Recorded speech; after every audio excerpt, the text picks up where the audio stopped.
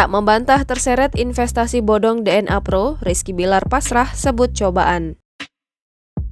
Aktor Rizky Bilar akhirnya buka suara setelah terseret kasus DNA Pro.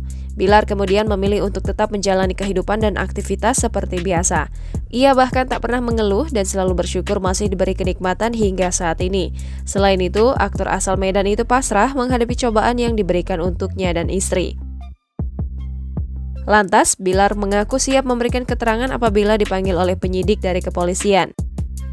Sebagai warga negara yang baik, ia berjanji memberikan keterangan sesuai fakta yang ada. Diketahui pada kasus ini, sang aktor diduga menerima aliran dana dari orang di balik DNA Pro.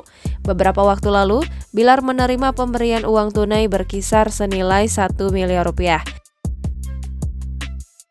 Ini merupakan yang kedua kalinya suami Lesti Kejora itu disangkut pautkan dengan trading ilegal. Sebelumnya, Bilar dan Lesti sempat terseret kasus serupa dengan tersangka Doni Salmanan. Pasangan ini pernah menerima amplop dari Doni Salmanan saat menggelar resepsi pernikahan.